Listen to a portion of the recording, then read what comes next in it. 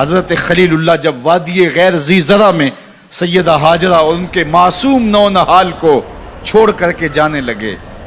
ایسی وادی جہاں حیوانی وجود بھی نہیں تھا، نباتات بھی نہیں پائے جاتے تھے، پانی کا ایک قطرہ بھی دستیاب نہیں تھا،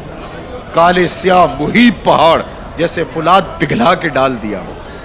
وہ وادی جہاں دن کو بھی خوف آئے وہاں حضرت ہاجرہ نے راتیں بھی گزاری۔ کتنا دردناک لمحہ تھا جب سحری کا وقت ہوا، حضرت خلیل اللہ دعائیں دے کے رخصت ہونے لگے، حضرت ہاجرہ سلام اللہ نے آگے بڑھ کے اپنے شوہر نامدار کا دامن پکڑ لیا، تمسکت بعضیالہ، دامن پکڑ کے بولی میرے شوہر نامدار، اس محیب وادی میں، اس پہاڑوں کے دامن میں جہاں دن کو بھی خوف آئے، نونہال معصوم کے ہمراہ مجھے چھوڑ کے کہاں جا رہے ہو؟ حضرت خلیل اللہ نے کوئی جواب نہیں دیا، پھر قدم اٹھایا تو زوجہ نے پھر دامن پکڑا، پھر وہی سوال، پھر کوئی جواب نہیں آیا، تیسری مرتبہ دامن پکڑا، خلیل اللہ کی جانب سے کوئی جواب نہیں آیا، تو خاتون خود بولی کیا اللہ کا حکم تو نہیں؟ تو حضرت خلیل اللہ نے کہا نعم، ہاں اسی کا حکم ہے۔ حضرت ہاجرہ نے دامن چھوڑ دیا، کہا جائیے خیر سے جائیے، اگر اس کا حکم ہے وہ ہمیں ضائع نہیں ہونے دے۔ جہاں دن نہیں گزارے جا سکتے تھے پھر اس خاتون نے وہاں راتیں بھی کاٹی، وہ وادی جس میں وحشت بھی قدم رکھتی تھی ڈر ڈر کے، جہاں پھرتے تھے آوارہ تھپیڑے بادے سر سر کے، جہاں پر گھاس اگتی ہے، جہاں نہ پھول کھلتے ہیں، مگر وہ سرزمین ہے آسماں بھی جھک کے ملتے ہیں۔ اپنی پاک باز بیوی اور نونہال بیٹے کو چھوڑ کے حضرت خلیل اللہ دعائیں دے کے رخصت ہو گئے۔ تھوڑا سا توشہ تھا، 2-1 دن کے بعد ختم ہو گیا، پھر ماں کی چھاتی سے دودھ بھی خشک ہو گیا، نونہال پیاس سے تڑپنے لگا،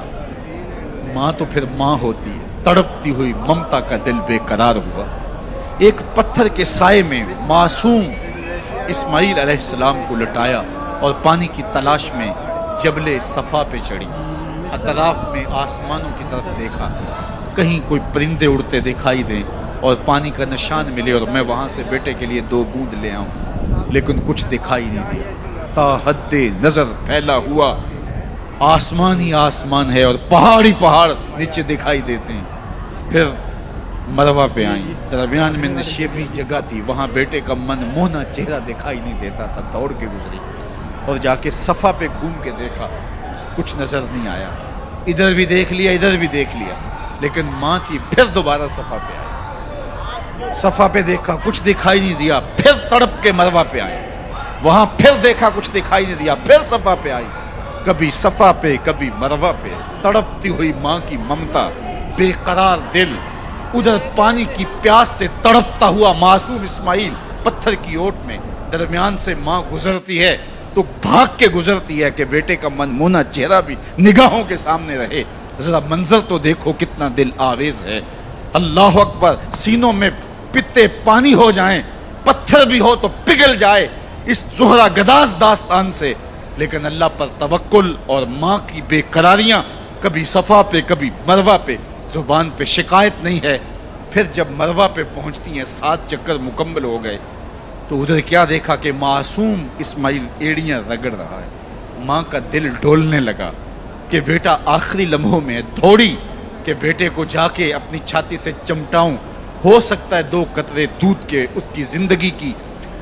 آس بندھا دیں، تو ماں دوڑتی ہوئی آئی، لیکن جب قریب آئی تو منظر بدلا ہوا تھا، معصوم کی ایڑیوں کے رگڑنے سے تازہ چشمہ پھوٹ رہا ہے،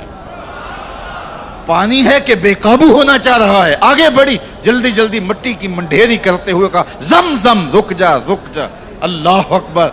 ہاجرہ سلام اللہ علیہا نے حضرت اسماعیل کی محبت اور اپنے رب پر توکل کی انوکھی اور البیلی داستان رقم کی، کہا ہاجرہ تو نے بھی حد کر دی، لیکن قیامت تک تیری راہوں کو بھی جلوہ گاہ بنا دیں گے، یہاں نبی بھی دوڑیں گے، ولی بھی دوڑیں گے، غوث بھی دوڑیں گے، کتب اور ابدال بھی دوڑیں گے، شہنشاہ بھی دوڑیں گے، کج کلا بھی دوڑیں گے، یہ دوڑنا ہم عبادت بنا دیں گے، حتیٰ کہ امام الانبیاء بھی ان راہوں کی سائی کرتے رہے۔ عجیب رنگ، عجیب منظر اور عجیب کیف کا عالم۔ اچھا یہاں رک کے ایک بات کرنا چاہوں گا، اگر آپ کی توجہ ہو، جہاں حضرت ہاجرہ دوڑیں اور ان کے مبارک قدم وہاں لگے اور لگ کے ہٹ گئے، عارضی نسبت ہے، مستقل نسبت نہیں ہے. جہاں ان کے قدم لگ کے ہٹ گئے وہ جگہ تو جلوہ گاہ بن گئی، اور جہاں حضور خود جلوہ فرما ہیں وہ گنبد خضرا جلوہ گاہ کیوں نہیں ہو سکتا ہے؟ اب یہ پانی جہاں حضرت اسماعیل کے قدم لگے، یہ پانی دنیا کا عظیم ترین پانی ہے، اور پھر اس کا پروٹوکول یہ ہے، اس کو کھڑے ہو کے پیا جاتا ہے. یار یہاں بھی روک کے ایک بات کہہ دوں، حضرت اسماعیل کے قدموں کو چھونے والے پانی کا پروٹوکول ہے کہ اس کے لیے کھڑے ہو جائیں، اور حضرت اسماعیل مسجد اقصیٰ میں جس کے پیچھے کھڑے ہو کے نماز پڑھتے ہیں اس امام کے لیے کھڑے ہو کے مصطفیٰ جان رحمت پہ لاکھوں سلام پڑھ لیں تو اس میں شرک کہاں سے آ جائے گا؟ تو یہ تکریم ہے، یہ عزت ہے اس پانی کی کہ اس نے حضرت ذبیح اللہ کے قدم چھوئے ہیں. تو یہ سارا حج اللہ اکبر ہمیں ہمارے ماضی سے جوڑتا ہے.